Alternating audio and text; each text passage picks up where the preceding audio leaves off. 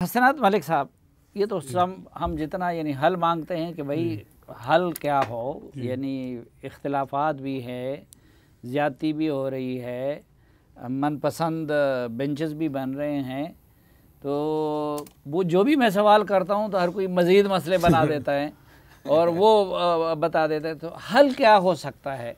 देखिए, हल तो ये है कि जो सरबराह होता है इनिशिएटिव तो उसने लेना है। चीफ जस्टिस जो है उसका काम है कि वो इनिशिएटिव ले।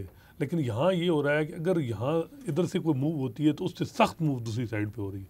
सुप्रीम कोर्ट रूल्स 1980 से में बने, उनमें तब्दीली की बड़ी ज़रूरत है। ये वायलेटिव ऑफ द कॉन्स्टिट्यूशन है, बहुत सी इसमें खामियां हैं, लेकिन कोई इस पे तवज्जो नहीं दे रहा। और ये चैलेंज होगा अगले चीफ जस्टिस के लिए। अब क्या जस्टिस काजी फाइसा इन रूल्स को अमेंडमेंट करेंगे, जो फुल कोर्ट मीटिंग बुलाएंगे, क्योंकि 2-3 साल हो गए फुल कोर्ट मीटिंग नहीं बुलाई। ये पार्लियामेंट ने करने हैं या फुल कोर्ट ने करने? खुद करने। प्रॉब्लम ये है कि सुप्रीम कोर्ट ने ये भी डिक्लेयर किया है कि आप 2/3 से कॉन्स्टिट्यूशन अमेंडमेंट भी नहीं कर सकते इंडिपेंडेंस ऑफ जुडिशरी के हवाले से, और हमारे मामलात हमने खुद रेगुलेट करने। अगर पार्लियामेंट कोई लेजिस्लेशन लाएगी तो गालिब इम्कान है कि ये जज फिर इकट्ठे हो जाएंगे अपने मफाद के लिए। तो मसला ये है कि इनको इंटरनली खुद ही करना है, जो कानून है और जो हमने देखा है माजी में। लेकिन उस पे ये अभी तक खड़ी तो हो यार, कहीं तो खड़ी तो होना है भाई मेरे।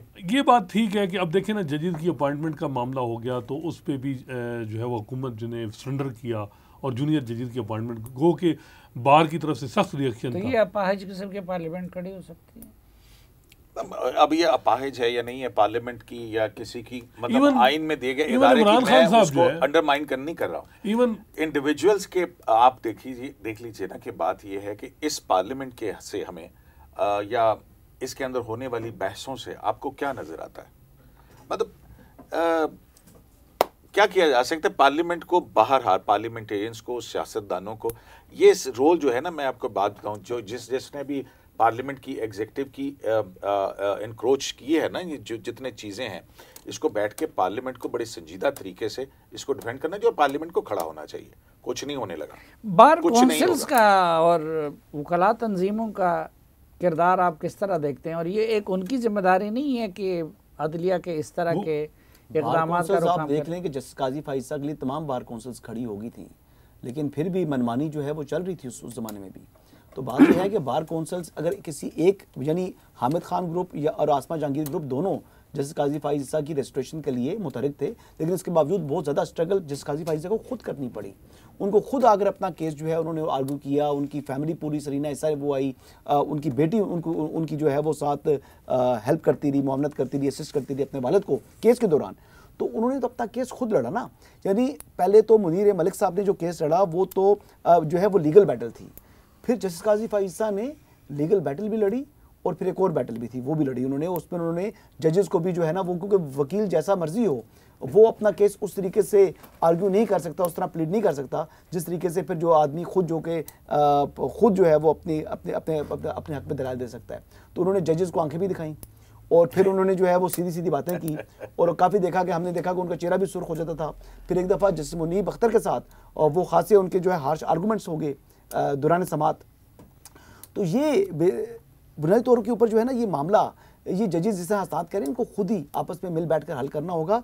और जहाँ तक रहा सवाल पार्लियामेंट का और सुप्रीम कोर्ट का, उसकी जो पावर को जो उसने ग्रैब किया है, तो ये देखिए इस्टेब्लिशमेंट के ऊपर सब लोग जो है इल्ज़ाम लगाते हैं इस्टेब्लिशमेंट ने ये कर दिया, यानी मिलिट्री इस्टेब्लिशमेंट ने।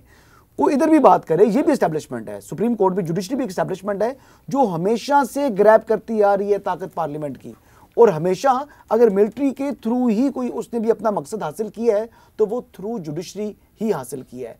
तो बेसिकली सबसे ज्यादा अगर इस्लाह की जरूरत है तो वो जुडिशरी के अंदर है। नहीं, हम अपनी इस्लाह खुद कर सकते हैं, हम खुद एक पेज पे आ सकते हैं। तो क्या हम जजों से ये तवक्को करें कि वो ये अपना मामला खुद हल कर लेंगे? क्यों ना तवक्को करें? मेरे ख्याल में बहुत मुश्किल है साफ़ी साहब। जब तक हम जो फसाद की, फितने की जड़ को नहीं पकड़ेंगे ना, तो उस वक्त तक हम ये तवक्को नहीं करनी चाहिए कि अगर ये 15 जजेस बैठ के आपस में मामला हल कर लें तो सब ठीक हो जाएगा। ऐसा नहीं होगा, क्योंकि जड़ जो है ना वो अदलिया में भी वही है, पार्लियामेंट में भी वही है, मीडिया में भी वही है। जड़ है जो तकसीम करती है हर उस इदारे को जहाँ पे ये जड़ जाती है, और ये जड़ ट्रैवल कर रही है। इसने हमारे इदारों की बुनियादों में दरारें डाल दी। इस जड़ ने, वो एक दरख्त होता है ना जिसकी जड़ ट्रैवल करती है, तो इसने हमारे आइनी इदारों की बुनियादों में भी दरारें डाल दी, और वो जड़ है इस्टेब्लिशमेंट। आप इसको मजाक हमें नहीं लेना चाहिए, इतना लाइट नहीं लेना चाहिए।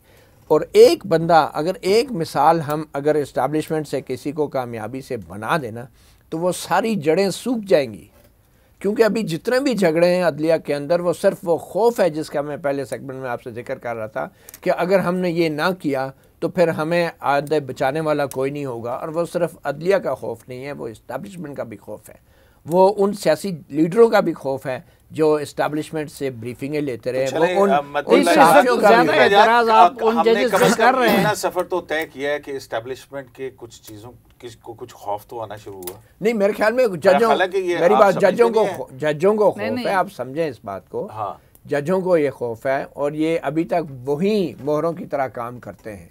असल मसला ये है, और जो असल लोग हैं वो कहते हैं हम तो कल से न्यूट्रल हो गए, हम तो परसों से हमने छोड़ दिया था। Without fear and favor, I will do the justice। हाँ, वो तो कहने वाले तो ऐसे हाथ उठा के नहीं कहते थे मैं सियासी सरगर्मियों में हिस्सा नहीं लूंगा, वो क्या होता है? हाँ, नहीं तो वो ये मतलब ये कहने को तो आप कुछ नहीं कह रहे। आपने कोई हलफ नहीं उठाया था। नहीं, मैं तो नहीं हलफ उठा सका।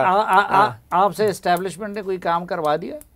नहीं, बात यह है कि मीडिया के अंदर ऐसे लोग मौजूद हैं कि जो इस चीज़ को रेजिस्ट करते हैं और भुगतते भी हैं। वो शायद अब आपकी तरह गुजारा नहीं कर सकते, लेकिन वो भुगतते भी हैं, फेस भी करते हैं, और इसीलिए उन व्यूज़ के साथ वो उसी तरह चलते रहते हैं, उनमें कोई ज़्यादा तब्दीली नहीं आ सकती। तो ये तो अब वही जजेस जो इस्टेब्लिशमेंट को बजाय रेजिस्ट कर रहे हैं, हम सब उन पे तनकीद कर रहे हैं। नहीं, उन पे तनकीद कौन कर रहा है? आप ये देखें कि जो हमारी ज़्यादा तनकीद उन पे है जो इस्टेब्लिशमेंट के लिए बैट्समैन बने हुए हैं, जो इस्टेब्लिशमेंट के लिए एम्पायर बने हुए हैं।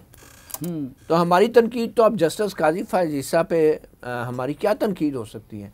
उसका जो ट्रैक रिकॉर्ड है, उसकी जो जजमेंट्स हैं, उसके जो फैसले हैं, वो तो एग्जैक्टली कॉन्स्टिट्यूशन और लॉ की बात करते हैं। उनसे और दूसरे इख्तिलाफ हो सकते हैं, उनके टेम्परामेंट के मसाइल हैं, दूसरी चीज़ें, लेकिन कम से कम वो मुनाफिक नहीं है। वो मुस्करा के आईने पाकिस्तान के खिलाफ फैसला नहीं देते, वो हंस के जो है वो ये नहीं कहते कि ये जनाब पहले भी एक तोहनी अदालत का नोटिस मेरे भाई को हुआ था, वो केस अभी भी पेंडिंग है। जस्टिस गुलजार अहमद साहब के ज़माने में एक कंटेम्प्ट का एक प्रोसीडिंग इनके खिलाफ शुरू हुई थी, इनिशिएट हुई थी, वो पेंडिंग है। तो मेरे ख्याल से दोबारा फिर ये इनको अब जो है नहीं, वो यूज़ ऑफ यूफिमिज्म जो है ना इन भाई के डिक्शनरी में नहीं है। तो वो होता है ना कि सेइंग हार्श वर्ड पोलाइटली, वो जो है ना आर्ट ये भूल चुके हैं। तो वो इनका जब इन्होंने सुना, मैंने तो कोई हार्श वर्ड नहीं यूज अच्छा किया। चले, अगर ये भी हार्श हैं तो फिर हमारा नहीं मालिक है। मुनाफिक तो बहुत नहीं देखें ना आप। मैंने क्या मुनाफिक नहीं है, मैंने क्या मुनाफिक नहीं है। हर चीज देखिए, शुरुआत कहाँ हुई, प्रॉब्लम कहाँ स्टार्ट हुई? प्रॉब्लम स्टार्ट हुई पनामा से, साकिब निसार के टाइम से उस जजेस की तकसीम शुरू हुई। फिर जस्टिस काजी फाइसा के उनके केस के बाद जो है वो बड़े वाजे जो कुछ जजेस ने उनको सपोर्ट किया, पिटीशन उनकी एंटरटेन की, एक्सेप्ट की, कुछ ने उनकी रिजेक्ट की। एक और जज के साथ भी ज्यादती हुई, सदीकी साहब के साथ बहुत ज्यादा जी, जैसे शौकत सदीकी है, बिल्कुल उनके साथ भी थी। लेकिन जो ऐसा समरी ट्रायल किया कि क्या बात, लेकिन जवाब का भी मौका नहीं दिया। FGCM था उनका। उसके बाद जो सूरत हाल है कि वो बात आपकी ठीक है कि अब जो मज़े की बात है, जो माजी में जो जजेस जो 10 साल जिन्होंने एस्टेब्लिशमेंट के हवाले से कभी कोई कोर्सिव आर्डर नहीं पास किया, उनको इवन सपोर्ट ही किया, वो इस वक्त जो इस किस्म के आर्डर कर रहे हैं वो परेशान कर रहे हैं मौजूदा एस्टेब्लिशमेंट को। और ये अब देखना होगा, ये बड़ा चैलेंज है कि पहली दफ़ा वो इनके सामने वो आ रहे हैं और वो खड़े हैं। अब देखें कि उनकी वजह क्या है, उसकी वजह को माजी का मामला या इंटरनल इतनी रिफ्ट है कि जी अगर ये इस साइड पे हैं तो हम इस साइड पे हैं, लेकिन इंटरनल लड़ाई को आप रूल आउट नहीं कर सकते। इस वक्त जो क्लैश है वो इंटरनल ज़्यादा है, बैरूनी ज़्यादा नहीं है, इंटरनल बहुत ज़्यादा है। अच्छा, आप कोई हल तजवीज़ करें क्योंकि अगर इंसाफ के सबसे बड़े इदारे की ये हालत हो और उस पर एतमाद ना हो लोगों का, तो फिर तो कोई तालिबान की तरफ देखेगा, कोई फ़ौजी की तरफ देखेगा, कोई किसी और बंदूक बरदार की तरफ देखेगा, तो फिर तो ये बड़ा ख़तरनाक सूरत हाल है। बिल्कुल, देखें इसमें हमारा आइन और जो जज साहबान हल्फ उठाते हैं ना कि मैं बिला खौफ व ख़तर और रूह और रियायत किसी की हिमायत किए बगैर इंसाफ करूँगा, बस सिर्फ इस लाइन के ऊपर अगर वो अपने हल्फ को रोज़ाना पढ़ के जाएं तो फिर जो है वो मेरा ख्याल है कि वो नहीं होगा। और दूसरी जो बात है, जो कि जस्टिस काजी फाइसा ने अब एक ट्रेंड शुरू किया है। मैं तो इसको ज़ाहिर है पाकिस्तान की जुडिशल हिस्ट्री में शायद पहली मर्तबा हुआ कि इन चैम्बर प्रोसीडिंग भी जो है वो ओपन कर दी गई। अब जो रजिस्ट्रार की पूछ प्रतीत हुई है कि भाई बेंच कैसे बनता है, उसने बताया चीफ जस्टिस के स्टाफ अफसर हमें ज़ुबानी अहकामात देता है।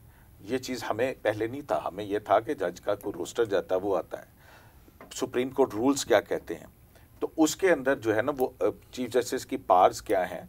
अब ये देखें, ये सारी बातें करके काजी फाइसा खुद चीफ जस्टिस बनने वाले हैं ना, तो वो इसको अपने हक के अंदर ले जा सकते थे, लेकिन वो तो ये कह रहे हैं कि चीफ जस्टिस का बेंच बनाने का वो इख्तियार आर्बिट्रेरली मनमाने तौर के ऊपर इस्तेमाल नहीं हो सकता है, उसकी कुछ ठोस वजूहात होनी चाहिए।